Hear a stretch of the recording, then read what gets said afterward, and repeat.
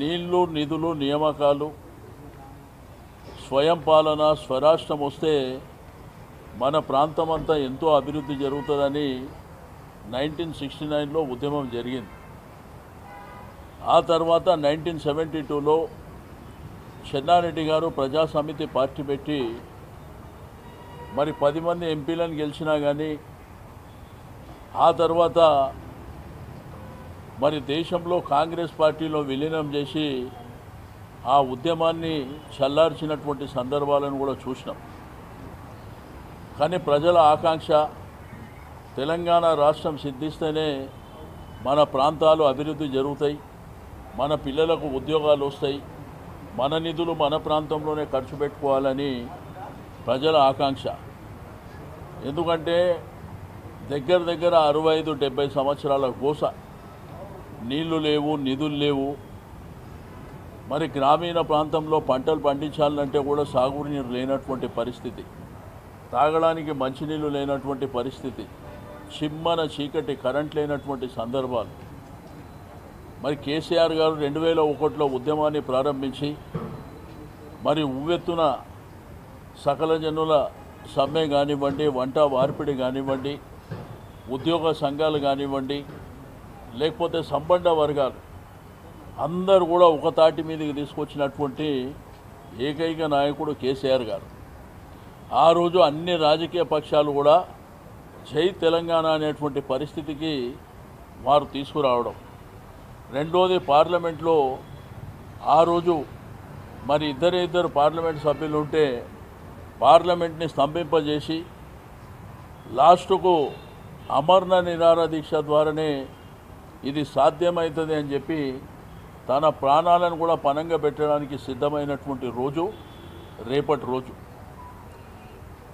1969 ఉద్యమాన్ని, 72 ఉద్యమాన్ని మనం ఎవరూ చూడలే. కానీ కేసీఆర్ గారి ఉద్యమాన్ని 2001 నుంచి 2014 వరకు మనం చూసినాం.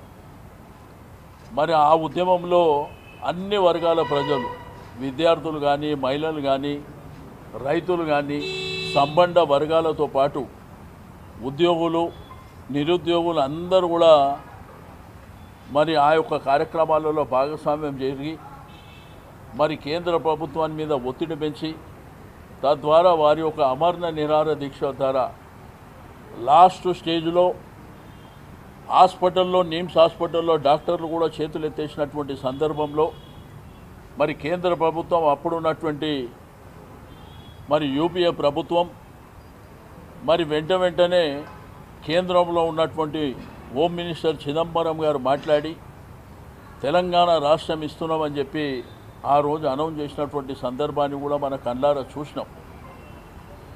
ఈరోజు నిన్న మొన్న ఇప్పుడు మాట్లాడే వాళ్లకు సోయలేనటువంటి మాటలు మాట్లాడుతుంది.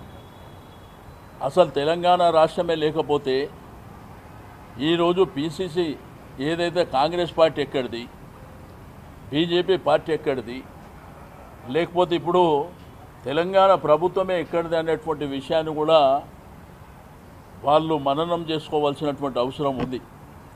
కేసీఆర్ గారి మీద అవాకులు చెవాకులు పేలినంత మాత్రాన, మీ ఇష్టానుసారంగా మీరు మాట్లాడినంత మాత్రాన చరిత్రను ఎవరు మరవరు. కేసీఆర్ అనే వ్యక్తి లేకపోతే తెలంగాణ రాష్ట్రమే లేదు అనేటువంటిది జగమెరిగినటువంటి సత్యం. చిన్న పిల్లగాని నుంచి ముదసిలి వాళ్ళ వరకు, పెద్దవాళ్ళ వరకు కూడా ప్రతి ఒక్కరు చెప్తారు. కేసీఆర్ ఆ రోజు ఉద్యమాన్ని ఉవ్వెత్తున తీసుకువెళ్ళడమే కాకుండా ప్రభుత్వం మీద ఒత్తిడి పెంచి దేశంలో ఉన్నటువంటి అన్ని పార్టీలతోని మరి మీరు కంపల్సరీ తెలంగాణ రాష్ట్రం ఏర్పడడానికి సహకరించాలని చెప్పి మరి కేంద్రంలో, దేశంలో ఉన్నటువంటి అన్ని పార్టీలను కూడా ఒప్పించింది కూడా మనందరికీ తెలిసిందే. కానీ ఈరోజు కొత్త బిచ్చగాడు పొద్దెడుగారు అన్నట్టు ఏది పడితే అది మాట్లాడేటువంటి సందర్భాలను చూస్తున్నాం. ఆ తర్వాత ఒక ఉద్యమ నాయకుడే ఈ రాష్ట్రానికి ముఖ్యమంత్రి కావడం కూడా చరిత్రనే. మరి ఆ 10 సంవత్సరాల పరిపాలన ఈ దేశం చూసింది, ఈ రాష్ట్రం చూసింది. మన ఉద్యోగాలు మనకు వచ్చినాయి, మన నీళ్లు మనకు వచ్చినాయి, మన కరెంటు మనకు వచ్చింది. ఈరోజు పంట అనేది యావత్ భారతదేశమే అబ్బురపడే విధంగా మరి వరిధాన్యం పండించినటువంటి చరిత్ర ఈ దేశంలో తెలంగాణ రాష్ట్రానికి. దాంతోపాటు మన రెవెన్యూ, మన బడ్జెట్ ఆశ్చర్యపోయారు. ఒకప్పుడు ఆంధ్రప్రదేశ్ రాష్ట్రానికి 63 లక్షల కోట్ల బడ్జెట్ ఉంటే తెలంగాణను కలుపుకొని ఈరోజు 3 లక్షల కోట్ల బడ్జెట్కి వెళ్ళిందంటే అది కేసీఆర్ గారి పుణ్యమో కాదో ఒక్కోసారి ఇప్పుడు మాట్లాడుతున్న వాళ్ళు గుర్తుపెట్టుకోవాలని చెప్పి నేను ఈ సందర్భంగా తెలియజేస్తూ ఉన్నాను. ఈరోజు ఎన్ని అద్భుతాలు జరిగినాయి ఈ రాష్ట్రం లోపల. నిరుద్యోగులకు ఉద్యోగాలు ఇవ్వడంతో పాటు ఈ రాష్ట్రంలో ఉన్నటువంటి ఉద్యోగాల జీతాలు భారతదేశంలో ఎక్కడ లేని విధంగా జీతాలు పెంచినటువంటి చరిత్ర కేసీఆర్ గారి నాయకత్వంలో జరిగినటువంటి. ఈరోజు భారతదేశం గర్వపడే విధంగా సెక్రటరేట్ నిర్మాణం జరిగింది. ఈరోజు భారత రాజ్యాంగ నిర్మాత అయినటువంటి డాక్టర్ బిఆర్ అంబేద్కర్ గారి 125 అడుగుల ఎత్తైనటువంటి అంబేద్కర్ స్టాచ్యూని సెక్రటరేట్ ప్రాంతంలో ఏర్పాటు చేసినటువంటి ఘనత కేసీఆర్ గారిది. అదేవిధంగా ఒక ముఖ్యమంత్రి గారికి ఒక బ్రహ్మాండమైనటువంటి నివాసం ఉండాలి, దేశం నుంచి ప్రపంచం నుంచి డెలిగేట్స్ వస్తున్నారని ఈరోజు మన అద్భుతమైనటువంటి ముఖ్యమంత్రి గారి నివాసం నిర్మించడం జరిగింది. దాని మీద సంస్కారం లేని వాళ్ళు విమర్శించారు. ఇప్పుడు ఎవరుంటారు అక్కడ? ఇప్పుడు ఎవరుంటారు ఆ బంగ్లా లోపల కూడా మనం గుర్తుపెట్టుకోవాల్సినటువంటి అవసరం ఉన్నది. అనేకమైనటువంటి కార్యక్రమాలు. ఒక ఆడ పేద బిడ్డ, మధ్యతరగతి బిడ్డ పెళ్లి చేసుకుంటే 1,00,000 రూపాయలు ఇచ్చినటువంటి చరిత్ర ఈ దేశంలో ఎక్కడ లేదు. షాదీ ముబారక్, కళ్యాణ లక్ష్మి పేరు మీద. దాంతోపాటు బతుకమ్మ చీర. ఈ బతుకమ్మ చీర తెలంగాణలో యావత్ దేశం ప్రపంచంలో బతుకమ్మ అంటే తెలంగాణలో పుట్టినటువంటి బతుకమ్మ. నీళ్లు లేక, నిధులు లేక, మరి పండించినటువంటి పంటకు గిట్టుబాటు రాకపోతే ఆడపిల్లలందరూ, ఆడ కూతుర్లు, తల్లులు, పెద్ద మనుషులందరూ కూర్చొని ఆ చెరువుగట్టు దగ్గర కానీ ఆ పొలంలో కానీ కూర్చొని మా బతికెట్ల బతుకమ్మ అని పాటని స్టార్ట్ చేసింది అక్కడ. వాళ్ళందరికీ బతుకమ్మ చీర ఇచ్చినటువంటి ఘనత కేసీఆర్ గారి.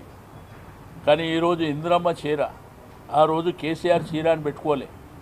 ఆ రోజు తెలంగాణలో ట్రెడిషన్, భారతదేశంలోనే బతుకమ్మ అంటే తెలంగాణ రాష్ట్రంలో ఉంటుందని వారి పేరు మీద ఇచ్చారు.